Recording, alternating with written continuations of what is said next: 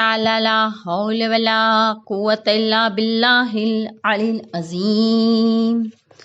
حسبنا اللہ نعم الوکیل نعم المولا نعم النصیر. اعوذ باللہ من الشیطان الرجیم بسم اللہ الرحمن الرحیم.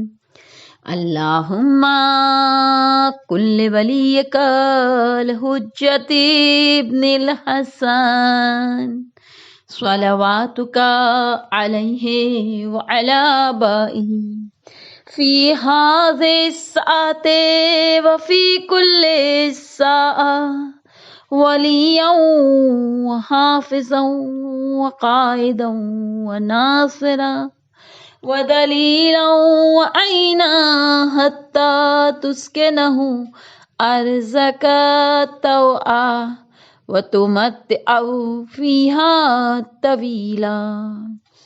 اللہم صلی علی محمد وآل محمد. بسم اللہ الرحمن الرحیم. اللہم اخرجنی من ظلمات الوہم واکرمنی بنور الفہم. اللہم افتح علینا ابواب رحمتک وانصر علینا خزائن علومک برحمتک یا ارحم الراحمین. رب اشرح لی صدری ویسر لی امری واحلل عقدۃ من لسانی یفقہوا قولی. یا رب الزہرا بحق زہرا عصف صدر زہرا بجہور الحجہ. اللہم صلی علی محمد وآل محمد وعجل فرجہم. منتظران امام زمانہ عجل اللہ تعالی فرجہ الشریف. السلام علیکم ورحمۃ اللہ وبرکاتہ. اے ماں تیری مشکور ہوں کیا تیری عطا ہے. اے ماں تیری مشکور ہوں کیا تیری عطا ہے. شبیر پہ رونا تیری گودی سے ملا ہے. اے ماں تیری مشکور ہوں کیا تیری عطا ہے. شبیر پہ رونا تیری گودی سے ملا ہے. ہاتھوں سے مجھے تو نے کھلایا ہے تبرک. ہاتھوں سے مجھے تو نے کھلایا ہے تبرک. احسان تیرا میری رگ رگ میں بسا ہے. احسان تیرا میری رگ رگ میں بسا ہے. یہ نعرے یہ صلوات یہ سجدے یہ نمازیں. یہ نعرے یہ صلوات یہ سجدے یہ نمازیں. ہر ایک عمل تیری ہی گودی سے ملا ہے.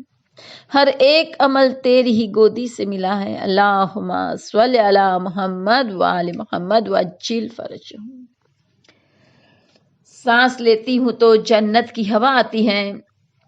سانس لیتی ہوں تو جنت کی ہوا آتی ہے. دل دھڑکتا ہے تو ماتم کی صدا آتی ہے. دل دھڑکتا ہے تو ماتم کی صدا آتی ہے. قبر میں بولے ہم سے یہ منکر و نکیر. قبر میں بولے ہم سے منکر و نکیر. تیرے ہاتھوں سے تو خوشبو اے وفا آتی ہے.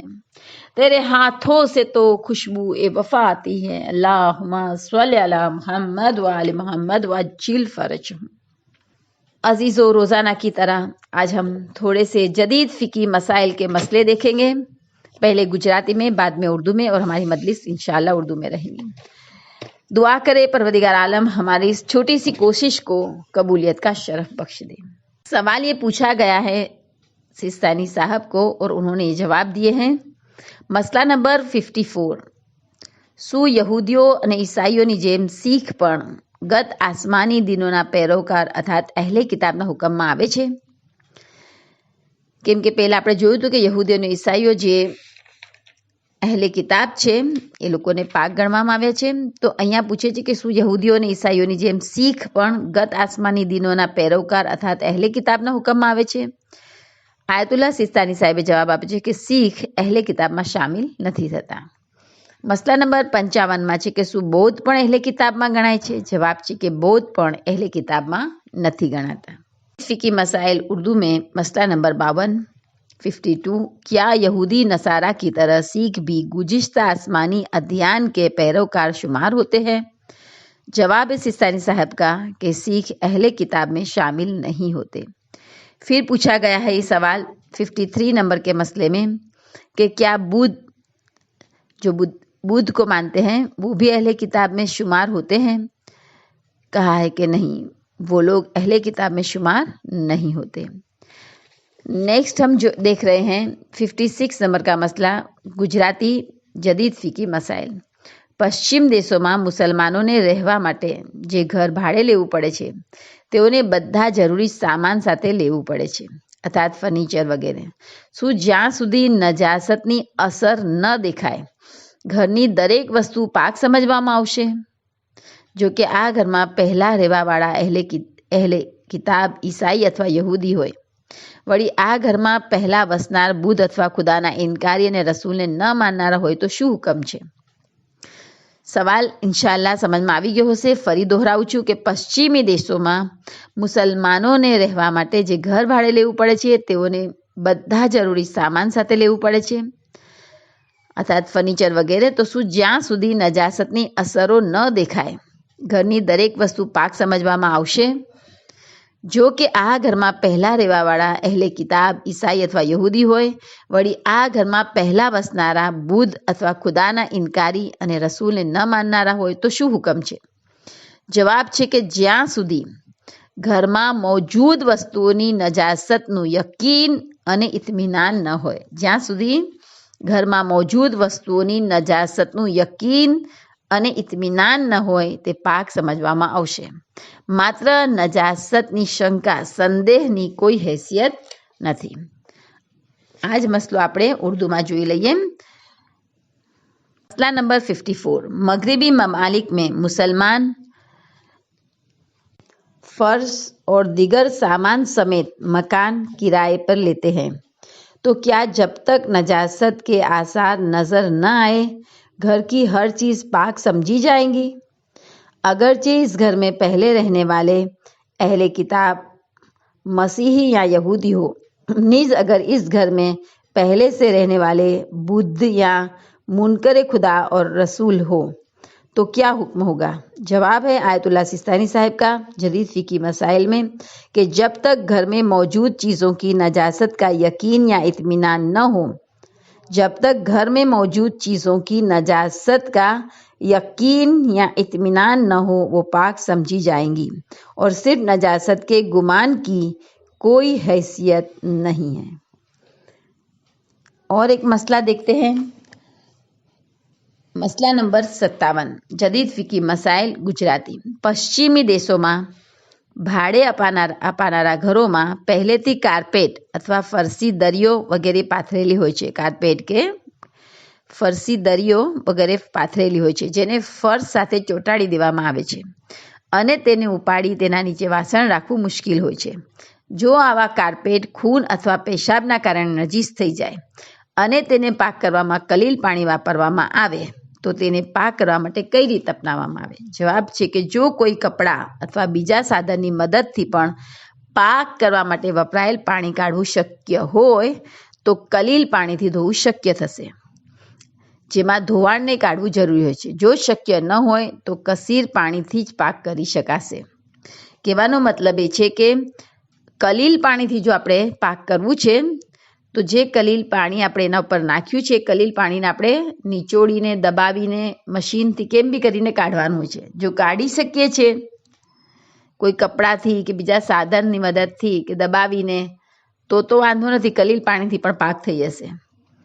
કેમ કે કલીલ પાણીથી જ્યારે આપણે નજાસતને પાક કરીએ છીએ તો એના ધોવાણને કાઢવું જરૂરી હોય છે અને નીચોવવું જરૂરી હોય છે, એના ધોવાણને અલગ કરવું જરૂરી હોય છે કેમ કે ધોવાણ નજીસ છે। પણ જો આ શક્ય ન હોય તો પછી કસીર પાણીથી પાક કરી શકાય। એટલે કે દાખલા તરીકે કૂર પાણીની સાથે જે નળ છે એમાં આપણે પાઇપ લગાવીને પછી પાક કરીએ તો એ કૂર પાણી હોય તો નીચોડવું જરૂરી ના પડે, અથવા પછી જારી પાણી મોટર આપણે ચાલુ કર્યું એમાંથી આપણે ડાયરેક્ટ પાઇપ લાવીને એના પર નાખીએ તો પાક કરી શકાય। હવે આપણે આ જ મસલો ઉર્દુમાં જોઈ લઈએ। મસલા નંબર है 55, मगरिबी ममालिक में किराए पर दिए जाने वाले घरों में पहले से कारपेट या दरी वगैरह बिछी हुई होती है जो जमीन से चिपका दिए जाते हैं और इन्हें उठाकर इनके नीचे बर्तन रखना मुश्किल होता है। अगर ऐसे कारपेट पेशाब या खून की वजह से नजीस हो जाए और इनकी तहारत में कलील पानी इस्तेमाल हो तो इन्हें पाक करने के लिए कौन सा तरीका अपनाया जाए? जवाब है कि अगर किसी कपड़े या دوسرے اوزار کی مدد سے بھی طہارت میں استعمال شدہ پانی نکالنا ممکن ہو تو آب قلیل سے دھونا ممکن ہوگا کہ اگر کسی کپڑے یا دوسرے اوزار کی مدد سے بھی طہارت میں استعمال شدہ پانی نکالنا ممکن ہو تو آب قلیل سے دھونا ممکن ہوگا، جس میں دھون کو نکالنا ضروری ہوتا ہے، اور اگر ممکن نہ ہو تو آب کثیر سے ہی دھونا ضروری ہے۔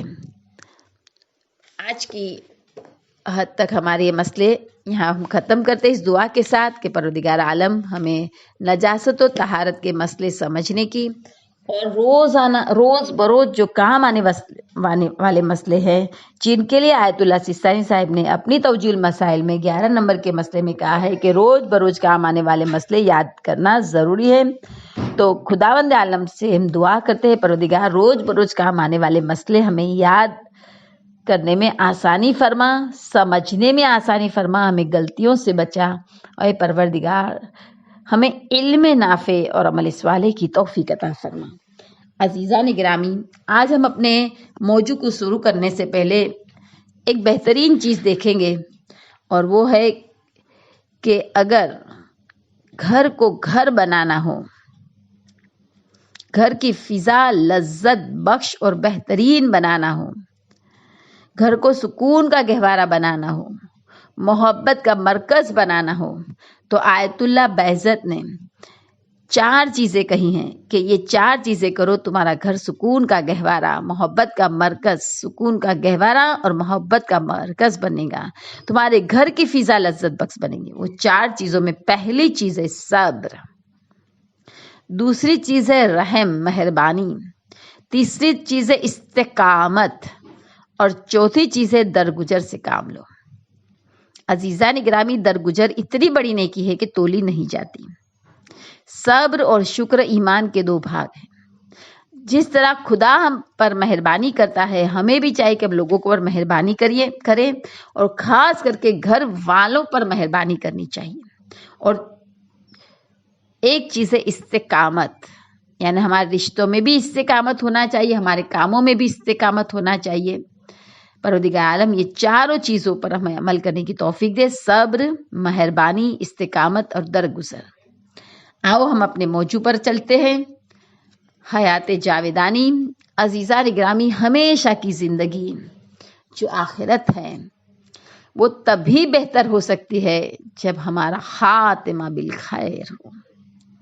آؤ ہم مل کے ایک بار پھر دعا پڑھیں، کیونکہ امام علیہ السلام سے راوی نے یہ سوال پوچھ لیا تھا اس وقت جب ہمارے امام نے کہا تھا کہ آخر زمانہ میں ہاتھ میں انگارہ لے کر کھڑے رہنا آسان ہوگا، مگر اپنے ایمان کو سلامت رکھنا مشکل ہوگا۔ کہ اگر مولا اس زمانے تک ہم پہنچ جائے تو ہم کیا کرے گا؟ یہ دعا پڑھنا۔ اور پھر امام نے یہ دعا تعلیم کی تھی جو ہم روزانہ پڑھتے ہیں، بار بار پڑھے، سجدے میں پڑھے، قنوت میں پڑھے، رکوع میں پڑھے۔ عزیزوں، بسم اللہ الرحمن الرحیم، یا اللہ ہو، یا رحمان ہو، یا رحیم، یا مقلب القلوب ثبت قلبی علی دینک۔ یا پھر قرآن کی وہ آیت پڑھیں، بسم اللہ الرحمن الرحیم، ربنا لا تزغ قلوبنا بعد اذ ہدیتنا وہب لنا من لدنک رحمہ انک انت الوہاب۔ اے خدا، 40 لوگ مل کر اگر دعا کرتے ہیں تو پہاڑ ہٹنے کی دعا کرے تو تو قبول کر لیتا ہے۔ پروردگار، نہ جانے کتنوں نے آمین کہی ہے، سب کے ایمان کو تو سلامت رکھنا، ہمارا خاتمہ بالخیر کرنا، ہمیں سوء خاتمہ سے بچانا۔ عزیزان گرامی، کل کی مجلس میں ہم نے دیکھا تھا کہ حسن خاتمہ کے لیے بہت ضروری ہے کہ ہم اپنی نمازوں کو اول وقت ادا کریں۔ اول وقت رضوان اللہ ہے اور آخر وقت غفران اللہ ہے۔ کہاں رضوان اللہ، کہاں غفران اللہ، کہاں یہ ہو کہ ہمارا خدا ہم سے راضی ہو جائے، نعمت اکبر ہمیں مل جائے، اور کہاں یہ کہ اگر خدا چاہے تو ہمیں معاف کر دے۔ عزیزان گرامی، آخر وقت میں پڑھی ہوئی نماز پر اول وقت پڑھی گئی نماز کو اتنی زیادہ فضیلت ہے جتنی ہم اہل بیت ہم پر اہل بیت علیہ السلام کو ہے جتنی ہم پر اہل بیت علیہ السلام کی ہے۔ اب آپ مجھے بتائیں کہ اہل بیت علیہ السلام کی ہمارے ساتھ کوئی کمپیریزن ہو سکتی ہے؟ نہیں ہو سکتی۔ اتنی زیادہ فضیلت ہے اول وقت کو آخر وقت پر کہ جتنی اہل بیت کو ہم پر ہے، یعنی کوئی کمپیریزن نہیں۔ پروردگار ہم سب کو اور ہماری نسلوں کو وقت اذان مصلی پر آنا نصیب کرے۔ عزیزوں، جو قدم مصلی پر اول وقت آتے ہیں خدا ان قدموں کو پسند کرتا ہے۔ دوسرا ہم نے دیکھا تھا تسبیح فاطمۃ الزہرا، سمجھ کے پڑھے۔ تیسری چیز جو عقیق کی انگوٹھی پہننا، عزیزان گرامی، عقیق کے اندر واقعی ایسے دینی اور دنیاوی فوائد ہے۔ کوئی ہاتھ عقیق سے خالی نہیں ہونا چاہیے۔ ہمارے ہر بچے کے ہاتھ میں عقیق کی انگوٹھی ضرور ہونا چاہیے۔ ہمارے مردوں کے ہاتھوں میں، ہمارے بچوں کے ہاتھوں میں، ہر ایک کے ہاتھ میں، ہمارے ہاتھوں میں عقیق کی انگوٹھی ضرور ہو۔ سوچے تو صحیح عزیزان گرامی کہ جو بیوہ عورت ہے ان کے لیے زینت کرنا اور نکاح و متع کرنا حرام ہے۔ بس یہ دو چیز، اور کوئی چیز حرام میں نہیں ہے، مگر ان کو بھی عزیزان گرامی عقیق کی انگوٹھی پہننے کی اجازت ملی ہے۔ خوشبو ایسے نہیں لگا سکتی، مگر سستان صاحب نے بیوہ عورت کو، یعنی جب وہ عدے میں ہو تب کی بات ہے، وہ 4 مہینے 10 دن جب عورت عدے میں ہوتی ہے تو وہ زینت نہیں کر سکتی، وہ نکاح و متع نہیں کر سکتی، بعد میں کوئی پرابلم نہیں ہے۔ مگر عزیزوں، یہ 4 مہینے 10 دن جب تک اس کا عدہ چل رہا ہے اس میں بھی اس کو انگوٹھی پہن سکتی ہے عقیق کی، اور یعنی یہ زینت اجازت ملی۔ اور دوسری چیز جو خوشبو اپنے جتنا ہم خود محسوس کر سکے اتنا نماز کے اندر اجازت ملی ہے۔ خیر عزیزان گرامی، عقیق کی انگوٹھی فقر و فاقہ سے محفوظ رکھتی ہے، رزق میں برکت لے آتی ہے، بہت مبارک ہے۔ ہمارا غم، ہمارا ڈپریشن دور ہو جاتا ہے، بلا سے میں محفوظ رکھتی ہے۔ جس کسی شخص کا ہمیں خوف ہو، ڈر ہو، اس کے خوف سے ہمیں یہ عقیق کی انگوٹھی محفوظ رکھیں گے۔ سوائے خیر کے عقیق کی انگوٹھی پہننے والا کوئی چیز نہیں دیکھے گا۔ عزیزو، سفر میں اگر ہم پہنیں گے تو ہماری سفر میں حفاظت ہوگی۔ ایک شخص آیا، مولا فلاں شخص کی لاش ویرانے میں پڑی ہے، کہا جا کے دیکھو اس کے ہاتھ میں عقیق کی انگوٹھی ہے یا نہیں ہے؟ کہا نہیں ہے۔ مولا فرماتے اگر اس کے ہاتھ میں انگوٹھی ہوتی تو اس طرح نہ مرتا کہ اس کی لاش ویرانے میں پڑی ہے۔ یعنی عقیق کی انگوٹھی پہننے کی وجہ سے ایسی موت سے اس کی حفاظت ہوتی۔ عزیزو، جو اس ہاتھ میں انگوٹھی ہوتی ہے وہ ہاتھ کٹنے اور خون نکلنے سے محفوظ رہتا ہے۔ حاجت کی برآوری کے لیے بہت مجرب ہے۔ دنیا کے تو فوائد ہے مگر آخرت کے بھی اتنے فوائد ہے۔ نفاق دور ہو جاتا ہے، حسن خاتمہ کی بشارت ملتی ہے عقیق کی انگوٹھی پہننے والے کو۔ خدا کو وہ ہاتھ جس میں عقیق کی انگوٹھی ہو اٹھا ہوا پسند آتا ہے، دعا قبول ہوتی ہے۔ عزیزان گرامی، اس ہاتھ کو جہنم کی آگ چھو نہیں سکتی جس ہاتھ میں عقیق پہنتا تھا۔ جس ہاتھ میں وہ عقیق پہنتا تھا اس ہاتھ کو جہنم کی آگ چھو نہیں سکے گی۔ 1 رکعت نماز ثواب کا 1000 رکعت کے برابر ہے۔ کچھ لوگوں نے آ کے امام سے شکایت کی، امام ڈاکوؤں سے ڈر لگتا ہے۔ امام نے کہا تم عقیق کیوں نہیں پہنتے؟ سوچے جو ہر بلا سے تمہاری حفاظت کرے۔ چوتھے امام علیہ السلام ارشاد فرماتے ہیں کہ اگر محمد، علی ایسا کوئی نام کندہ دیا جائے، یعنی جو ہم نے عقیق پہنا ہے اس پر محمد لکھوا دیا جائے یا علی لکھ دیا جائے یا محمد نبی اللہ علی ولی اللہ لکھ دیا جائے تو بری موت سے بچے گا، فطرت دین پر مرے گا۔ عزیزان گرامی، مرحوم کے منہ میں ہم عقیق رکھتے ہیں، اس میں 14 معصومین علیہ السلام کا نام لکھے ہوئے ہم تیار رکھتے ہیں۔ تو اب یہ جب منکر و نکیر سوال کریں گا تو یہ عقیق اس کا جواب دے گا۔ آیت اللہ مرشی نجفی خدا ان پر رحمتوں کا نزول کرے اپنے لیے 2 عقیق تیار کرائے تھے۔ ایک عقیق پر پنجیتن کے نام تھے، دوسرے عقیق پر 14 معصومین کے نام تھے۔ اور ایسے عقیق عزیزان گرامی الحمدللہ آسانی سے مل بھی جاتے ہیں. اور ہمیں بھی اپنے لیے 2 عقیق رکھنے چاہیے، ایک پر پنجتن کے نام اور ایک پر 12 امام کے نام. عزیزان گرامی حسن خاتمہ کے لیے ہر نماز کے بعد 10 مرتبہ کہے سبحان اللہ والحمد للہ ولا الہ الا اللہ واللہ اکبر. عزیزان گرامی تسبیحات 4 جہنم کے عذاب کے سامنے ڈھال کے مانند ہے، اور نماز پڑھنے کے بعد اسے پڑھنے کی بہت زیادہ تاکید کی ہے. مولا کائنات علی ابن ابی طالب علیہ السلام ارشاد فرماتے اپنے صحابی کو کہ کیا میں تمہیں ایسی بات نہ بتاؤں کہ اگر تم اسے پڑھ لو تو اللہ کے سچے اور پکے دوست بن جاؤ. اب کون نہیں چاہتا کہ اللہ کے پکے اور سچے دوست بن جائے. عزیزان گرامی صحابیوں نے فرمایا یا علی جلد بتائے کہ اگر کوئی بعد نماز ہر نماز یعنی صبح کی نماز کے بعد، جوہر، عصر، مغرب، عشاء کی نماز کے بعد 10 مرتبہ تسبیحات 4 پڑھے، دنیا کی 1000 بلاؤں سے دور ہوگی. اس میں سے ایک بلا ہے دنیا میں اسلام سے پھر جانا، یعنی اس کے ایمان نہیں چلا جائے گا، کیونکہ وہ تسبیحات 4 بعد نماز 10 مرتبہ روزانہ پڑھتا ہے. ہر نماز کے بعد اس کا ایمان جایا نہیں ہوگا، اور آخرت کے 1000 درجے اس کے لیے جمع کیے جائیں گے. اس میں سے ایک ہے کہ رسالت مآب کا پڑوس نصیب ہوگا، رسالت مآب کی ہمسائی نصیب ہوگی. اللہ اکبر. سوچے عزیزو، صرف ایک درجے میں یہ مل رہا ہے کہ رسالت مآب کا پڑوس نصیب ہوگا، پھر 999 درجے تو باقی ہیں.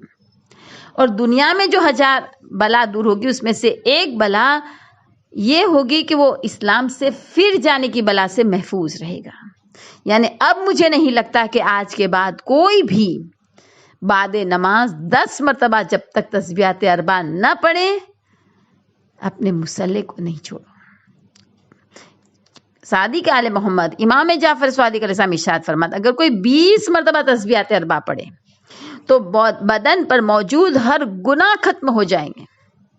سوچے عزیزان گرامی، آنکھوں سے ہم گناہ کر لیتے ہیں، کسی کو غصے کی نظر سے دیکھ لیتے ہیں، کسی کی غیبت کر لیتے ہیں، کبھی حضر حرام ہو گئی، آنکھوں سے تنزیہ لہجے سے عزیزو طنز کر لیتے ہیں، کسی کا دل دکھا دیتے ہیں، کسی کو غصہ کر لیتے ہیں. نہ جانے ان آنکھوں سے جو اتنی بہترین نعمت ہے ہم کیسے کیسے گناہ کے کام کرتے ہیں. کان جس سے غیبتیں سنی ہیں عزیزو، زبان کتنے گناہ نے کبیرہ اس زبان سے کیے ہیں، ہم تو کر کے بھی بھول گئے، بول کے بھی بھول گئے عزیزو. دل، ہاتھ، پیر کتنے گناہ ہو، سارے گناہ ختم ہو جائیں گے اگر بعد نماز. صادق آل محمد امام جعفر صادق علیہ السلام ارشاد فرماتے ہیں کہ اگر کوئی بعد نماز 20 مرتبہ تسبیحات 4 پڑھے. اور عزیزان گرامی اگر دل میں نورانیت پیدا کرنی ہے تو 30 مرتبہ تسبیحات 4 پڑھے ہر نماز کے بعد، جو مجرب عمل ہے.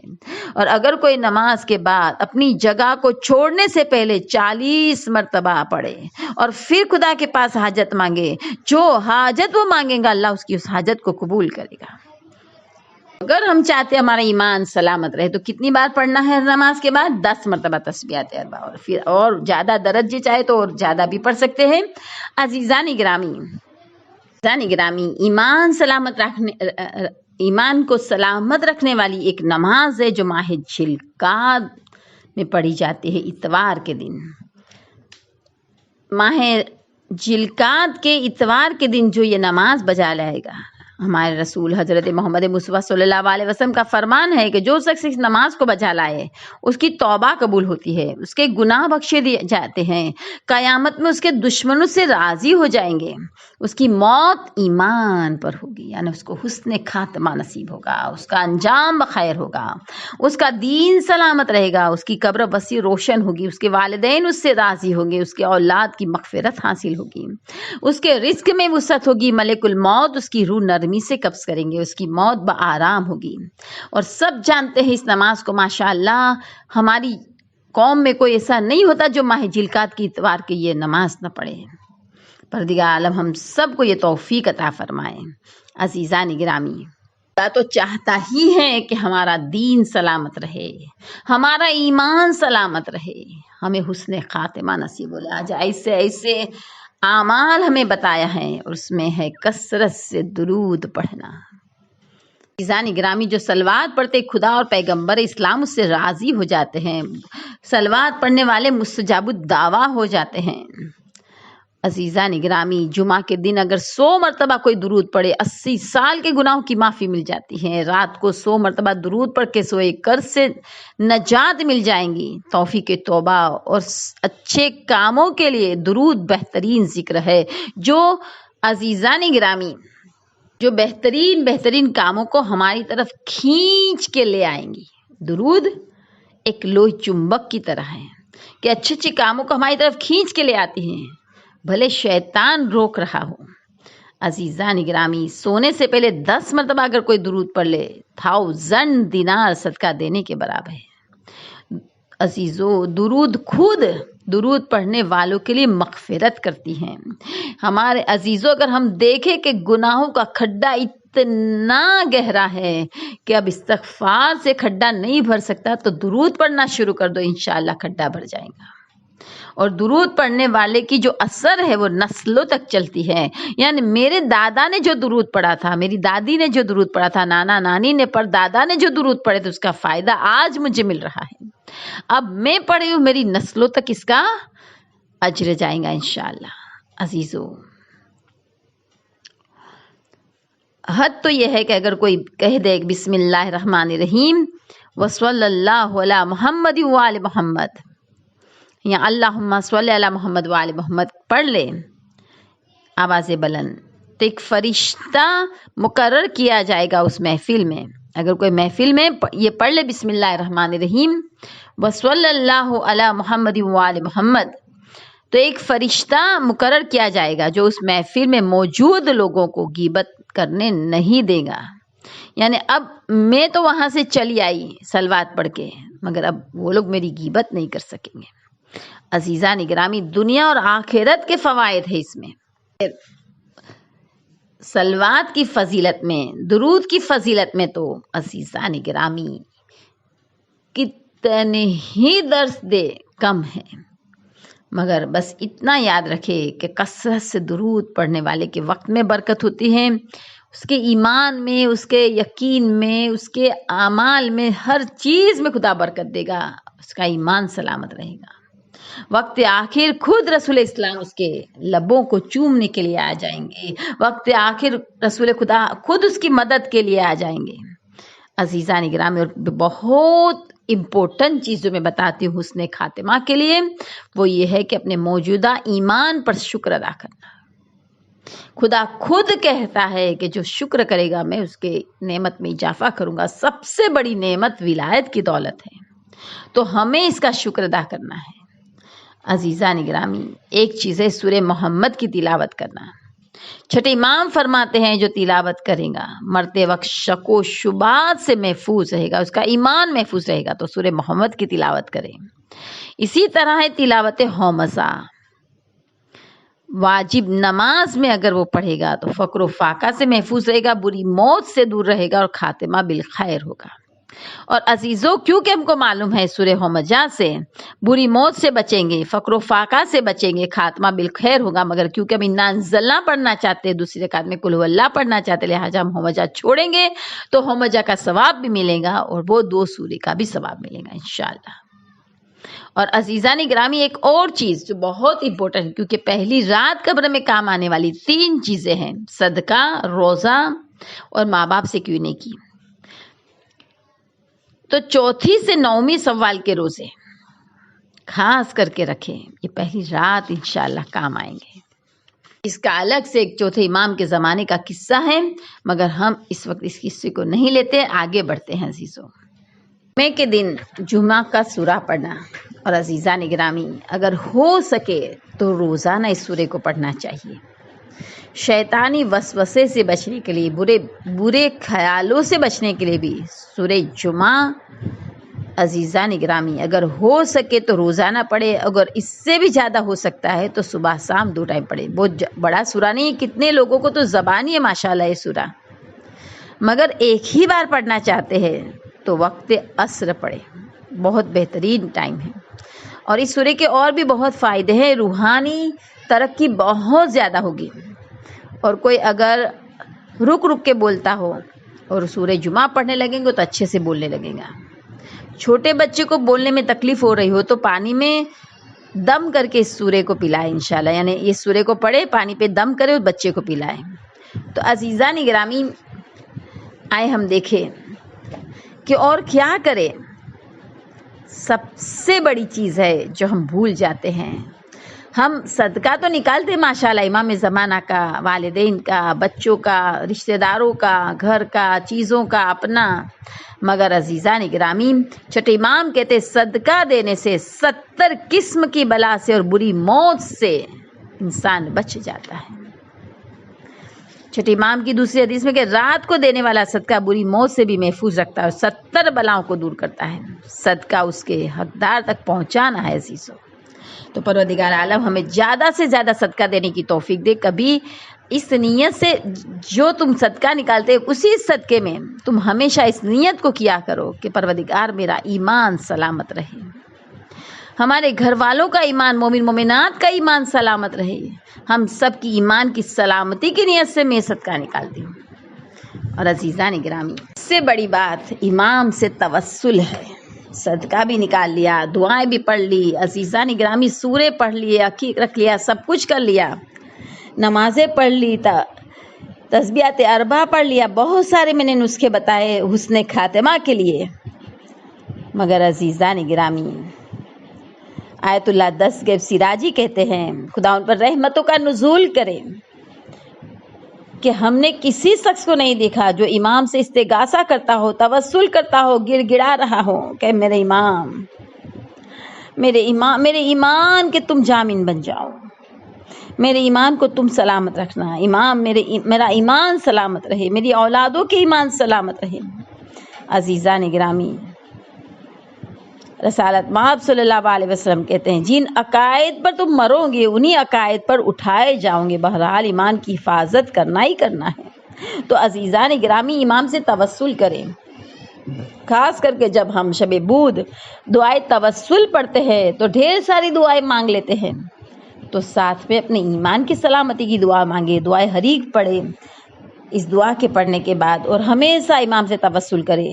عزیزو ضروری ہے کہ پوری دعائیں توسل پڑھ کے پھر ہی ہم امام سے توسل کر سکتے ہیں۔ اگر ہم ایک صلوات پڑھیں اللہم صلی علی محمد وآل محمد اور پھر کہیں کہ 14 معصومین آپ میرے ایمان کے جامن بن جائے، آپ میرے ایمان کو سلامت رکھنا، ہمارا ایمان ہاتھ سے نہ جائے، یہ توسل ہو گیا عزیزو کہ ہم نے 14 معصومین سے مانگا، اور یہ ایسے لوگ ہیں 14 معصومین کہ ان کے در سے کوئی خالی نہیں پھرا کبھی عزیزو۔ تو پروردگار عالم سے ہم دعا کریں کہ پروردگار عالم ہمارے ایمان کو سلامت رکھے۔ عزیزان گرامی، حفاظت نظر رکھنا ہے، جتنا ہم اپنی نظر کو بچائیں گے اتنا حسن خاتمہ۔ عزیزو، عورتوں کے لیے بھی علماء کہتے ہیں کہ بغیر لذت کے بھی نامحرم پر نظر نہ کرے، مستحب ہے یہ۔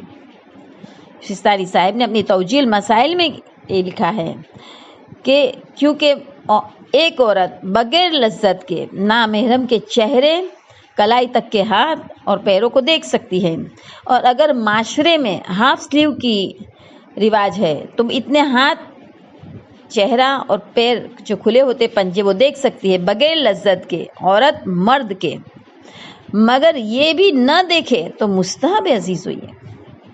جو نامحرم پر نظر نہیں کرے گا خدا ایسا ایمان اس کے دل میں ڈالے گا جس کی مٹھاس کو، جس کی حلاوت کو وہ اپنے دل میں محسوس کرے گا۔ یہ حلاوت دائمی ہے، کیونکہ بادشاہ جب کسی کو کوئی تحفہ دے دیتا ہے تو واپس نہیں لیتا۔ خدا عالم ہمیں، ہماری بچیوں کو یہ نیک توفیق عطا فرمائے کہ اپنی نظر کی حفاظت کرے۔ عزیزو، نظر حرام پر علماء نے کتاب لکھی ہے، کیونکہ ایک نظر حرام مدتوں تک کی توفیق کو چھین سکتا ہے، انسان کو ہمیشہ کے لیے حسرت کا شکار بنا سکتا ہے کہ کاش یہ نظر نہ کی ہوتی۔ عزیزان گرامی، ایک نظر حرام ہماری دنیا اور آخرت تمام کو برباد کر سکتا ہے، لہٰذا اپنی نظر کی حفاظت کریں، کیونکہ آنکھ بہت زیادہ عزیزان گرامی ناشکرا ہمارے اعضاء میں سے سب سے ناشکرا اگر کوئی اعضاء ہے تو وہ آنکھ ہے، پتہ بھی نہیں چلتا اور وہ گناہ کر لیتی ہے، جبکہ یہ آنکھیں ہماری انمول خدا کی نعمت ہے۔ خیر تو حفاظت نظر کرے عزیزوں۔ اور دوسری ایک چیز جو ہے، علماء اور متقین افراد سے محبت کرے۔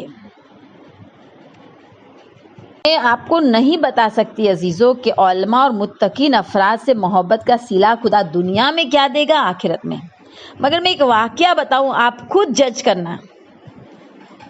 ایک شخص کسی کام کی وجہ سے ایک بزم علم میں آیا، کسی کام کی وجہ سے بزم علم میں آیا، علماء کی محفل میں آیا۔ عزیزان گرامی، اب وہ محفل میں کسی کام کے لیے آیا تھا، وہاں پر بیٹھ گیا آ کے۔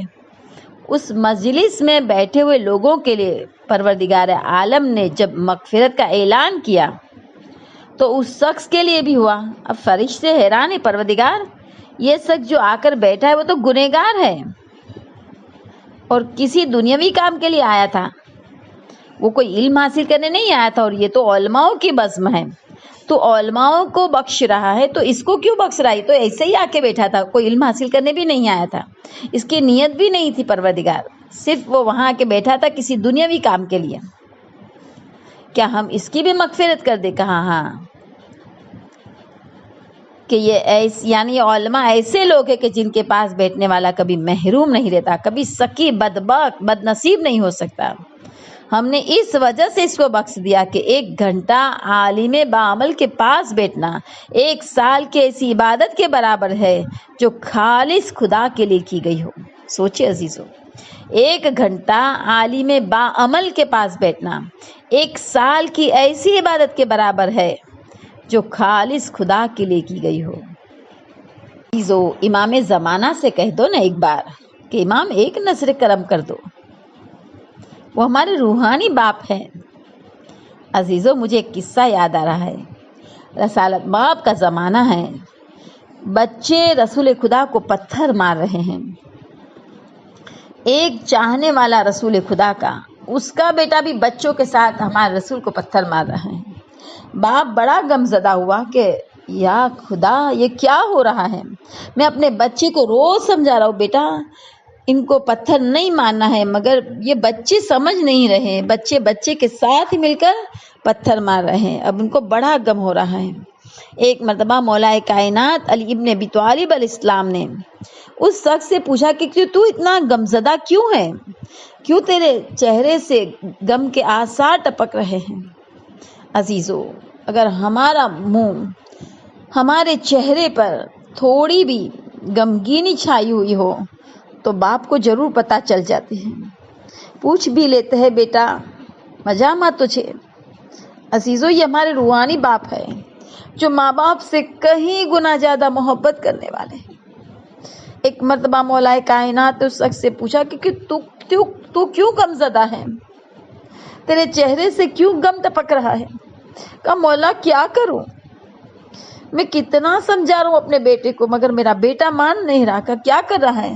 کہا روزانہ رسول اسلام کو پتھر مار رہا ہے۔ پروردگار، مجھے میرا بچہ بس چاہیے کہ اسے سمجھ آ جائے بات کہ یہ رحمت للعالمین ہے، یہ محمد مصطفیٰ ہے، اسے نہیں ماننا چاہیے۔ بچہ ہے، اسے کچھ سمجھ بوجھ نہیں ہے، سارے بچوں کو پتھر مارتے دیکھ کے وہ بھی مزہ لیتا ہے۔ اب عزیزو، دوسرے دن جب وہ بچہ پتھر مارنے جا رہا تھا، ہمارے مولا نے اس پر ایک نظر کرم کر دی۔ اس کے بعد اس بچے نے کبھی بھی ہمارے رسول کو پتھر نہیں مارا، یعنی ایک نظر کرم نے وہ کام کیا کہ اس کی وہ عادت ہی چھوٹ گئی، اس نے وہ خراب کام کو چھوڑ دیا۔ عزیزان گرامی، اور اس کے بعد اس بچے کو اتنی توفیق ملی، جب وہ جوان ہو گیا رسول اسلام کی حمایت میں اس نے اپنی جان دے دی، شہید ہوا رسول اسلام کے ساتھ رہ کر۔ عزیزان گرامی، شہادت کا مرتبہ ملا۔ ایک نظر کرم اگر امام کی ہو جائے تو کیسے پاسبل ہے کہ ہمارا ایمان چلا جائے؟ انشاءاللہ ہمیں ضرور حسن خاتمہ نصیب ہوگا، ہمارا انجام بالخیر ہوگا۔ ایک مرتبہ سچے دل سے زمانے کے امام سے کہہ دے، امام میرا ایمان آپ کے سپرد کرتی ہوں، امام میرے ایمان کو آپ سلامت رکھنا۔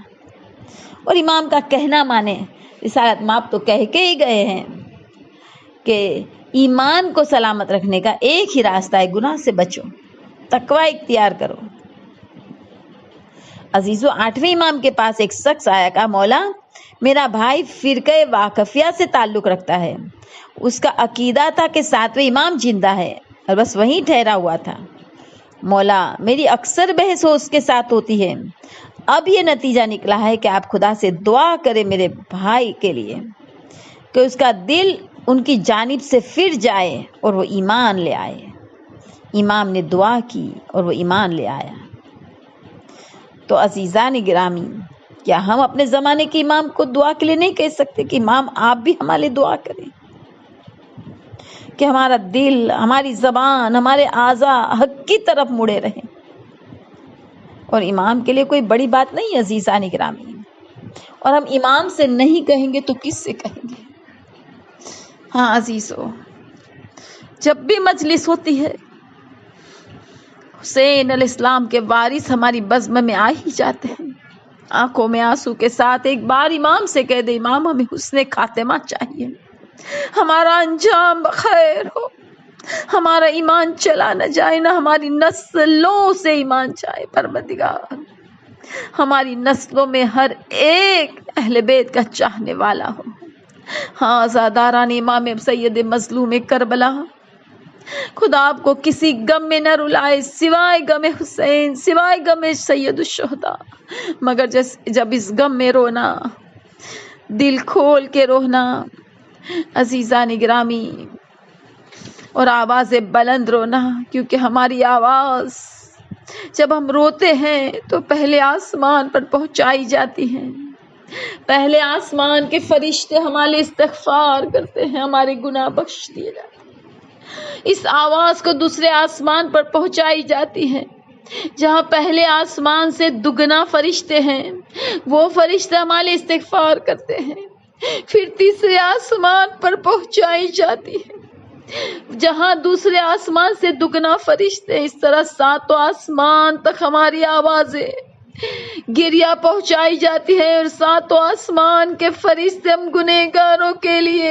استغفار کرتے ہیں، اور پھر اس آواز کو مرحوم ماں باپ کو پہنچائی جاتی ہے، اور جب ہمارے مرحوم ماں باپ اس آواز کو سنتے ہیں، ہمارے لیے دعائیں خیر کرتے ہیں۔ خدا نے بخشش کے کتنے ذریعے رکھے ہیں، اور اس بخشش کے اتنے ذریعوں کے بعد اگر ہم اپنے گناہ بخشوائے بغیر اس دنیا سے چلے جائے تو ہمارے جیسا بد نصیب کوئی نہیں ہوگا۔ عزیزوں، معرفت کے ساتھ آنکھوں سے نکلا ہوا ایک آنسو جہنم کی آگ کو ٹھنڈی کرنے کے لیے کافی ہے۔ تو مصائب کا ہجوم ہے، مگر چوتھے امام کو دیکھیے کس طرح میرا امام جہاد اکبر کر رہے ہیں۔ کوفہ اور شام کے بازاروں میں آئیے، سید سجاد کو دیکھیے، ماں بہنیں پھوپھیاں بلوے عام میں سربرہنہ ساتھ ہیں، ہاتھوں میں ہتھکڑی، پیروں میں بیڑیاں، گلے میں توک، اور توک بھی توک ایک خاردار ہے جس کے کانٹے اندر کی طرف ہے۔ علی کے پوتے کو اپنے کنبے کے ساتھ رسن بستہ کر کے معاویہ کے بیٹے کے سامنے جانا ہے۔ عزیزو، امام زین العابدین علیہ السلام ارشاد فرماتے ہیں، اسیران ستم میں یہ لکھا ہے کہ جب ہم لوگ تو کو جنجیر میں گرفتار دارالامارہ کے دروازے پر پہنچے تو دختران فاطمہ کے پاؤں دربار کی طرف نہیں اٹھتے تھے۔ یزید کے دربار میں جانا ہے، جواری کے دربار میں، شرابی کے دربار میں جانا ہے، جہاں 700 کرسی نشین بیٹھے۔ امام کہتے ہیں اہل بیت کو بھیڑ اور بکریوں کی طرح ایک جگہ باندھ دیا گیا، اس طرح کے رسی کا ایک سرا تو میرے گلو میں تھا، بازو اور ہاتھ میری پھوپھی زینب ام کلثوم کے جکڑے تھے، اور گلا میری بہن سکینہ کا تو بازو، اور اسی طرح ساری بیویاں اور بچے بھی اس میں بند تھے، اور ہم اہل بیت میں سے اگر کسی کا قدم آہستہ اٹھتا تھا تو اسکیا سروں پر نیزے مارتے تھے۔ الغرض جب یزید کے سامنے لا کر کھڑا کیا، میں نے کہا یزید ذرا سوچ اور مجھے بتا، سوچ کر کہ اگر جناب رسول خدا ہم لوگوں کو تیرے سامنے اس حالت میں دیکھتے تو کیا کہتے؟ یہ سن کر اس سکی نے گردن جھکا لی۔ عزیزان گرامی، راوی کہتا ہے کہ یہ کہہ کر کہ ان قیدیوں کی رسن کھول دو، جب رسیاں کھلی عزیزو ایسے ہی نہیں کھل سکی، اسے کاٹی گئی، کیونکہ رسیاں اتنی کس کے باندھی تھی کہ کھلی نہیں، کاٹی گئی۔ اس کے بعد امام حسین علیہ السلام کا سر بریدہ تخت کے نیچے سے سامنے لا کے ایک لگن میں رکھا گیا، چوں ہی بہن کی نظر بھائی کے خون آلودہ سر پر پڑی، جناب زینب نے بے چین ہو کر رونا شروع کیا۔ ہائے بھائی، کل کی تو بات ہے، یہی سر نانا رسول خدا صلی اللہ علیہ وسلم کی آغوش میں رہتا تھا، کبھی بابا علی مرتضیٰ کی گود میں تو کبھی ماں فاطمہ زہرا کے سینے پر رہتا تھا۔ ہاں، اس سر کو کبھی نیزے پہ چڑھایا، کبھی گھوڑے کے شکار بند میں باندھا، کبھی سا کے درخت پر لٹکایا، کبھی صندوق میں رکھا، آج اس ذلت سے یزید کے سامنے رکھا ہے، یہ کہہ کر تابے جبت نہ رہی۔ بڑی آگے بڑھی بی بی لگن سے سر اٹھایا، سینے سے لگا کر بار بار سوکھے ہوئے ہونٹوں کو بوسے لیتی تھی، کہتی تھی بھائی تیری بہن تیرے ان سوکھے ہوئے ہونٹوں پر نثار، جسے 3 دن تک پانی نہ ملا، بھائی یہ بہن تیری آنکھوں پر قربان، جس میں شدت تشنگی سے ہلکے پڑ گئے۔ عزیزو، یہی دربار یزید کی بیٹی آ کر باپ کے گود میں بیٹھ گئی، کہنے لگی اطراف و جوانب نظر ڈال کر، بابا یہ سر کتنا خوبصورت ہے۔ عزیزو، اس کی نظر علی اصغر کے چھوٹے سے سر پہ گئی تھی۔ ہائے، دشمن کی بچی جسے خوبصورت سر کہہ رہی ہے، رباب کو وہ کتنا پیارا لگتا ہوگا۔ ایک مرتبہ کہنے لگی بابا یہ قیدی بڑے تھکے نظر آ رہے ہیں۔ یزید نے پوچھا بیٹی تجھے کیسے پتا چلا کہ یہ لوگ تھکے ہوئے ہیں؟ کہا اس بچی کو دیکھو جو کونے میں کھڑی ہے، کبھی ایک پیر اٹھاتی ہے کبھی دوسرا۔ یزید جناب سکینہ کی طرف متوجہ ہوا، اے بچی تیرا نام کیا ہے؟ عزیزہ نے گرامی جناب سکینہ نے کہا میرا نام فاطمہ ہے، مگر میرا بابا مجھے پیار سے سکینہ کہتا تھا۔ یزید نے کہا میں تو تب مانوں کہ تیرا باپ تجھ سے محبت کرتا تھا جب تو آواز دے اور یہ سر جو تشت پہ ہے تیری گود میں چلائے۔ جناب سکینہ نے اپنا پھٹا ہوا جلا ہوا کرتا اٹھایا، بابا یزید کے دربار میں سکینہ کا امتحان ہو رہا ہے، بابا میری گود میں آ جاؤ بابا۔ اور عزیزان گرامی تستے تلا سے سر اٹھا، درد کی دنیا چیخ اٹھی، آسمان یہ منظر دیکھ رہا تھا، زمین پر ایک بچی کی گود میں اس کے باپ کا سر آیا۔ عزیزو، کبھی حسین بچی کے ہونٹوں کو چوما کرتے تھے، آج سکینہ بابا کے ہونٹوں کو چوم رہی ہے۔ درباری منہ پھیرنے پہ مجبور ہو گئے۔ عزیزان گرامی، ماں بلک رہی ہے، درباری آنسو پوچھ رہے ہیں، یزید خاموش بیٹھا ہے، اور جناب سکینہ باپ سے فریاد کر رہی ہے، بابا میں یتیم ہو گئی، بابا چچا عباس سے خبر نہ لی، بابا میں بھوکی ہوں، بابا میں پیاسی ہوں، بابا آپ کے سینے کے بغیر نیند نہیں آتی، بابا بابا مجھے اپنے پاس بلا لو، بابا لا لعنت اللہ علی القوم الظالمین، انا للہ و انا الیہ راجعون۔ بسم اللہ الرحمن الرحیم۔ یا رب یا رب یا رب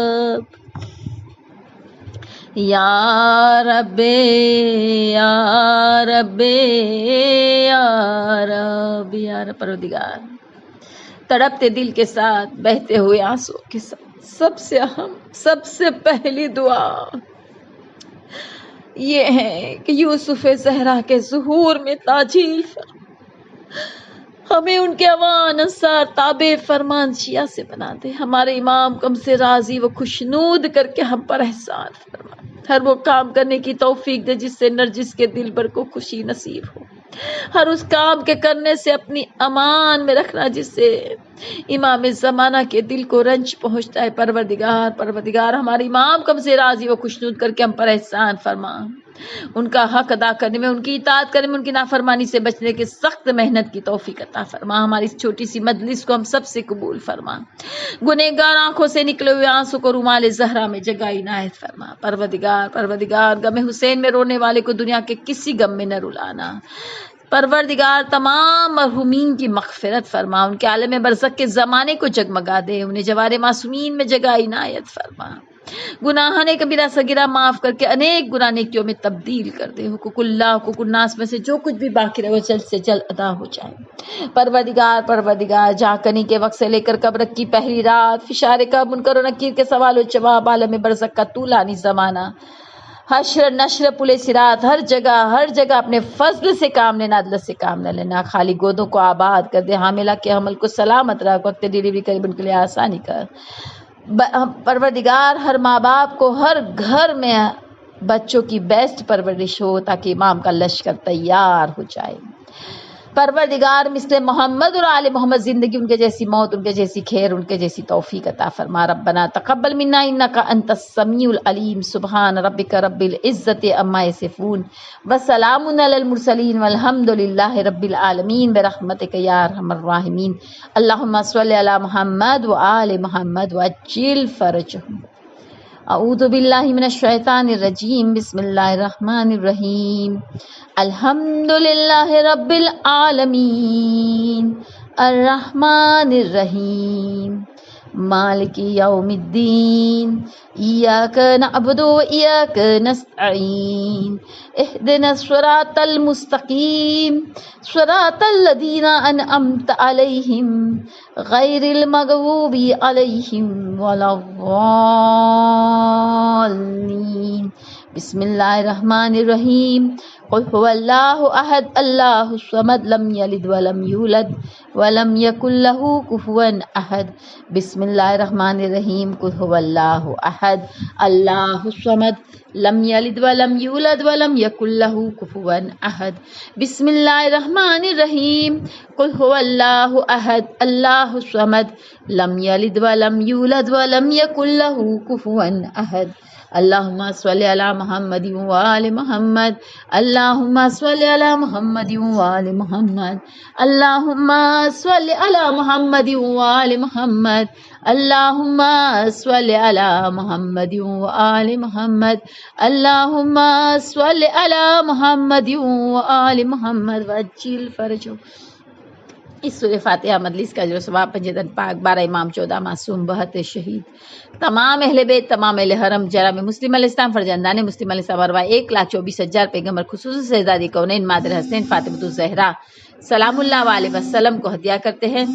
ان کے طفیل صدقے اور وسیلے میں کل مرحوم مومن مومنات، بانی مجلس اور حاضرین مجلس کے تمام مرحوم، خصوصاً رجب علی بھائی، حاجی ہرجی بھائی، حسن علی بھائی، رجب علی بھائی، مرحومہ خورشید بانو بہن بنتے رجا حسین بھائی، رجا حسین بھائی جبیر بھائی، نور بانو بہن بنتے فاضل بھائی، وزیر بھائی رجا حسین بھائی، نعیم عباس صابر حسین بھائی، گلبانو بہن بنتے محمد علی، سکینہ بہن بنتے دوست محمد، رقیہ بن بنتے محمد علی، دلار حسین بھائی، علی بھائی تथा تمام رشتہ دار مرحوم مومن مومنات کو ہدیہ کرتے ہیں اور تمام مرحوموں کو ہدیہ کرتے ہوئے دعا کرتے ہیں پروردگار قبر والوں کو خوشی نصیب فرما، اللہم صلی علی محمد وآل محمد وعجل فرج۔